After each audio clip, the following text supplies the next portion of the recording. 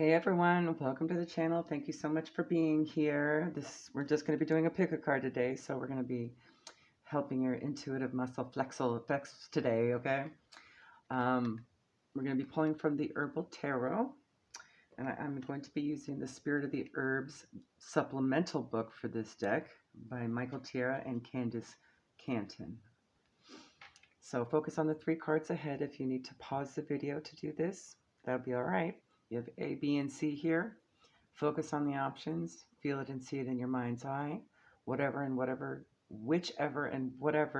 order calls to you has your message, insight, or confirmation at this time. I'll give you a moment. All right, if card A called to you, you have the Queen of Wands. You could be dealing with or are a feminine energy. Aries, Leo, Sagittarius doesn't have to be. It could just be highly aspected in your chart as well. All right, I'm feeling guided to say that. And a creative energy, an intuitive energy, a psychic energy, could just be a passionate, loving, warm, fast-moving energy as well. All right, the keywords on this card: sensuality, feminine warmth, inner poise and command, potency, getting in touch with the child within. The Queen of Wands represents the watery yin aspect of fire.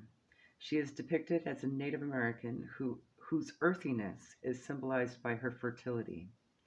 She is a woman in full possession of her feminine powers and radiates an aura of profound inner calm and groundedness. The Queen may have a tendency to allow herself to become inundated and overwhelmed with practical matters. She can find deeper satisfaction and rewards if she remembers to cultivate and maintain her innate feminine intuitive powers.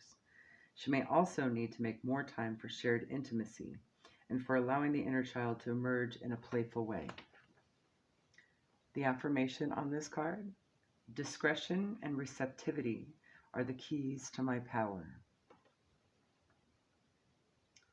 All right, if card B called to you, you have the 10 of Pentacles, a completion in the tangible. Nice. This could be just earned wealth. This could be having a happy family, a happy home. All right. All right. You could have a Mercury Virgo or be dealing with one that has a Mercury Virgo. Or you might need to be following your Mercury placement this week. Maybe communication is important. Okay. Or anywhere that Virgo is highly aspected in your chart. Okay. Sharing talents and skills with the community, alignment of one's will with spirit, prosperity, consciousness of the resources available, a need to loosen up on possessions, and acknowledging one's values. The 10 Pentacles climbing up the card indicate the multitude of inner virtues, values, skills, talents, established conditions, inheritance, or material possession that have accumulated and are available for use. There is a sense of consolidation of past experiences and an opening for new opportunities from this foundation. The house in the background indicates stability, solidity, belonging, and comfort. When one has talents or a wealth of inner values or virtues, it is important to share and utilize these tools in some form of service to the community around you. By being willing to show the world your talents, whatever they may be, you can be assured that there will be return flow. For those who have accumulated wealth in one form or another, it is important not to become fearful of losing it all. One can get caught up in boredom and apathy because one sees that goals have been accomplished. However, one is never limited by talents, just by judgments. So work at creating and using the gifts that you were born with or that are bestowed upon you on this journey. The affirmation on this card: I feel the abundance of my life and fully embrace it. All right, if card C called to you, you have the Sun. Love it. You could be or are dealing with an Aries, Leo, Sagittarius, or you might want to pay attention to whatever's in your chart, okay, regarding those particular fire signs, okay? Also, if you've been wondering about something, this is an absolute yes answer, okay, to whatever you're wondering is happening.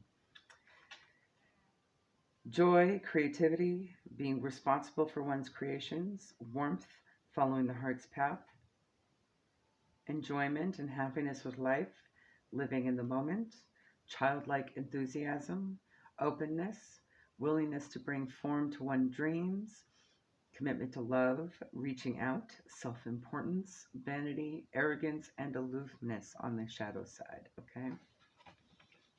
The sun's hands raise, reach out in a gesture of universal blessing.